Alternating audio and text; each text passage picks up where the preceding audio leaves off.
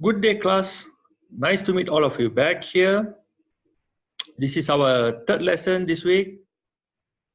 Okay, so in the first two lessons, we have learned about bonding. The first lesson. In the second lesson, we have learned about type of bonding. And in today's lesson, number 3, we are going to focus on ionic bonding. So lesson number 3 and 4 gonna be about ionic bonding. Okay, and today's lesson is very special because we want to discuss about formation of ion. What are ions? So before I like to start the class, I like to get some ideas from each one of you. Maybe some boys and some girls can give me some ideas what he or she understand when we talk about ions. Okay. Okay, very good. So most of you have some form of ideas about ion. Okay, so take note that basically ion is a charged particle. Okay, very good. Now, so for today's lesson, I have one PowerPoint for you. Okay, so only one PowerPoint. And I have one worksheet.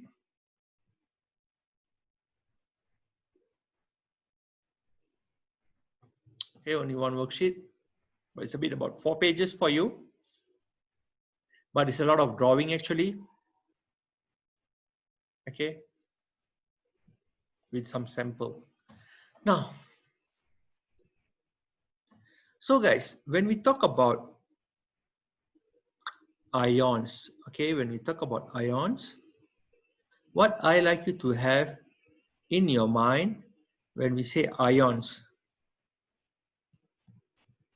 your understanding should be is a charged atom. Okay, sometimes we say particle, but just to be very exact, it is a charged atom. Okay, so when we talk about charged particle, they can be two. They can be positive charge. They can be negative charge. All right, there's only 2 ways. Okay, so for positive charge, okay, is also known as cation. Okay, and for negative charge is known as anion. Now, so you must remember this because they will ask you what is cation. So you must remember cation is positive charge. Now, one way to remember is just a way. Okay, I always remember paw. You know, paw, the cat paw or the dog paw. Okay, because you remember cat have a paw and that paw is positive. Okay, so cation is positive. So that is one of the ways to remember. But of course, there are other ways that you can remember. Okay, because I know some students, for example, the negative, they remember anion with onion because the spelling is very similar. Because they don't like onion, it's have a maybe bad smell, and it whenever somebody cut onion very near to you, you have tears coming out. So it's quite bad, it's quite negative. So they remember negative charge means very near to onion, and here anion. Okay, so either way you can remember that.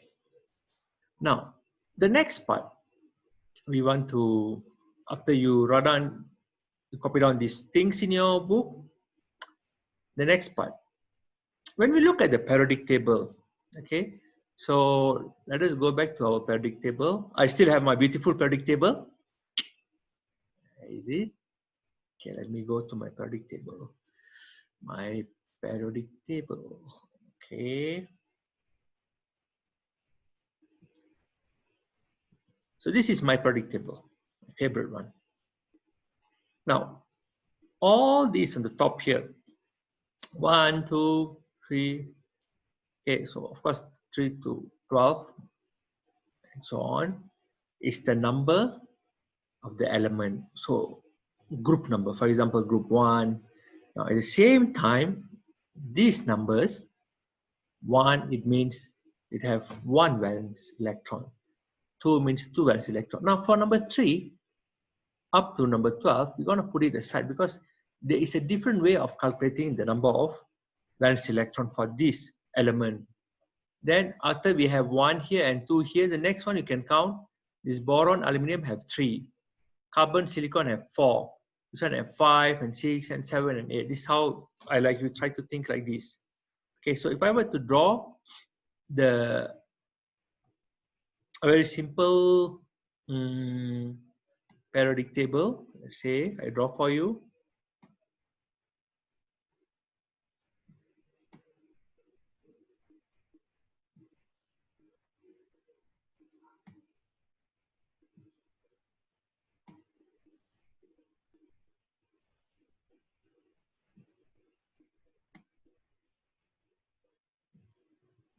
So let's say, okay, this is group 3, then group 4, then group 5 and 6, so another 2 more.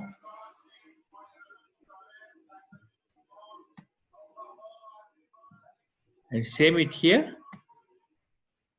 Okay, we have 2. Okay, now I'm gonna use some dot to show you that valence electron. I'm gonna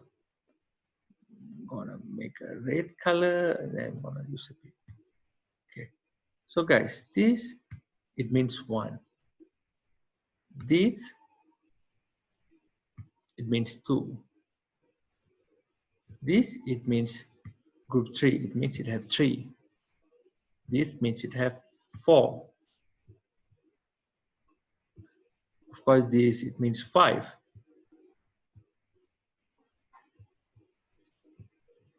This means 6.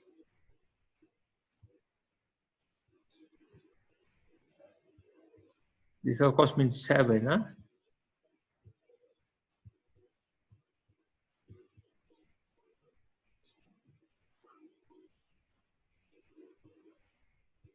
Okay. 3, 4, 5, 6, and 7. And of course, this one means 8. I'm not going to draw 8 because it's complete. Okay. Now, we know that, for example, this is group 1. It have only 1 valence electron. Group 2, it have 2 valence electron, and so forth until group 8 that have 8 valence electron. We know that to become stable, this atom either have to lose or have to gain electron. Okay, and I like you try to think, when you want to transfer 1 electron or 2 electron or 3 electron, you need a lot of energy. So it is always best to transfer the least amount of electron because you only use very limited energy. So for an example, in the group 1, if you want to take 7 electron to complete the shell, it's very difficult. You need a lot of energy. But if you want to lose 1 electron, it is much more easier. So group 1, it like to give the electron away. I'm going to draw an arrow out, okay? So group 1 like to become positive 1. All the atoms in group 1 like to become positive 1 ion. They like to donate 1 electron and become positive. Now this is group 2. They have 2. So again, my question, is it better to take 6 or give 2? Yes, they prefer to give 2. So they give both of them, donate, and they become +2. Now this is group 3. Same. It's better to give 3 rather than take 5. So they were going to give .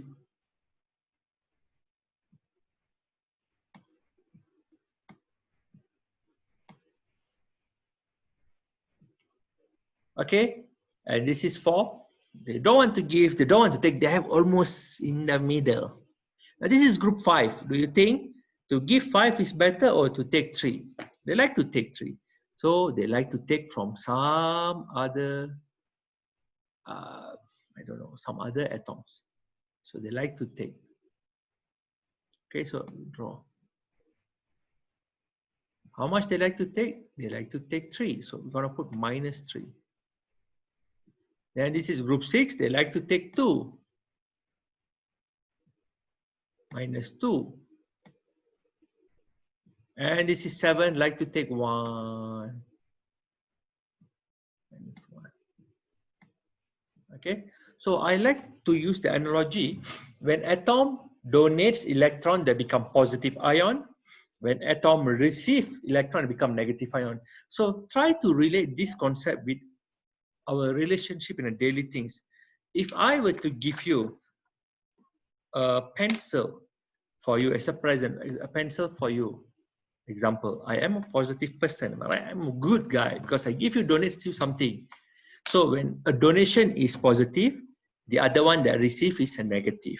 So in the same manner, we can think atom that donate or loses electron become a positive ion. Atom that gains or receive electron from another atom become a negative ion. So it followed this principle. Okay.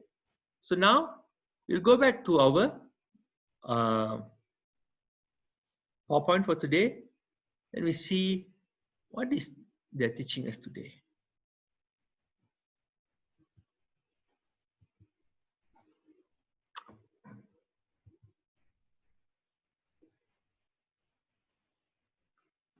So atoms are always neutral, all the atoms, because they have equal number of protons and equal number of electrons. So an atom becomes an ion if it loses or gain electrons. Okay. So an ion is a number of proton is different from the number of electrons. So if you gain more electron, you become negative. If you lose electron, you become positive. Okay, so that's why you can become positive or negative charge. So these are all true for ion. So the one that I'm teaching you is only normal, ion. There are also polyion. I'm not teaching you that yet at this level. So metal like to form positive ion. So all the group 1, you can see all the group 1, for example, sodium, potassium, rubidium. Now all the group 2, you see magnesium, calcium, okay, so on. They like to form positive 2. All the group 3 like to form positive 3 because they like to donate. On the other hand, non-metal, see, chlorine is group 7. They like to take 1, become negative 1. Oxygen or sulfur, they are in group 6. They like to take 2, become -2, so forth. So remember, metal tend to lose electron to form positive ion. By losing this, they become a noble gas structure, very stable. So we're going to see how to draw this because we're going to ask you in the exam how to draw the formation of ion. So this is a sodium atom. It has 11 proton and 11 electron. So you know the configuration is 281. It tends to lose 1 valence electron and form sodium ion. So how to draw this? How we can put this? Okay, we're going to use this method. Okay, we're going to draw and then put a bracket. So I'm going to show you some example again. I'm going to draw for you the same thing so that you have some idea. Okay.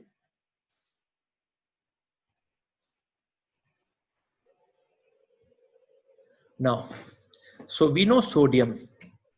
For example, this is sodium. It have first shell. It have second shell. It have third shell. I'm going to put the electron in a 1, 2, 1, 2, 3, 4, 5, 6, 7, 7, and 8. Okay, and this one got 1 electron. So what will happen is this atom is not stable, so it's gonna donate 1 electron.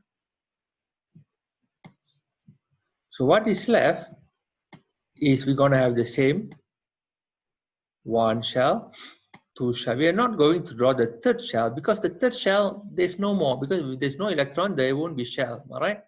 So what is left is something like this, 1 and 2, and same, 1 and 2, 3 and 4, 5 and 6, 7 and 8, okay? So because we have lose 1, it become slightly positive. So we have to write this is positive. Of course, positive 1, we don't write 1, we just write positive. Okay, so this is the technique. Now, so we look the same sample just now. Okay.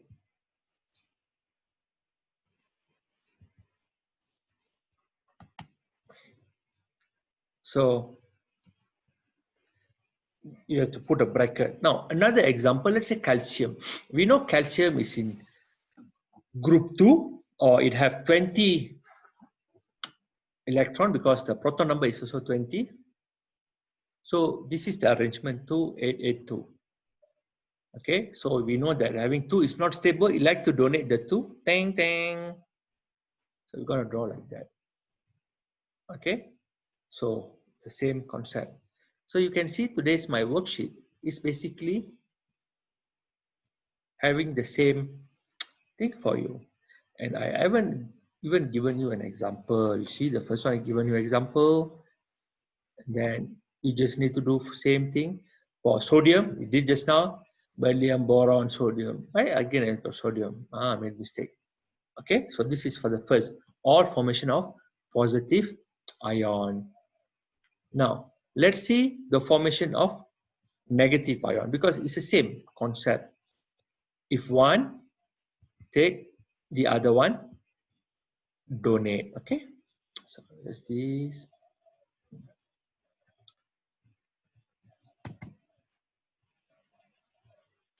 So now this is negative ion. You can see this is having 2H7. It is chlorine. You know, it is better to take 1 rather than to donate 7. So it takes 1. Because it takes 1, it becomes minus. You can see?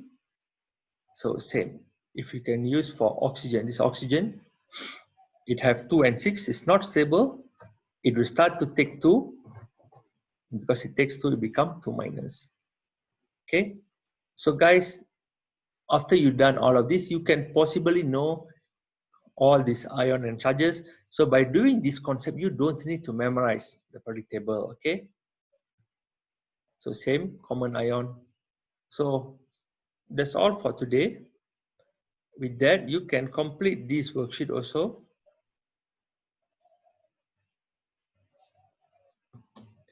There is my worksheet.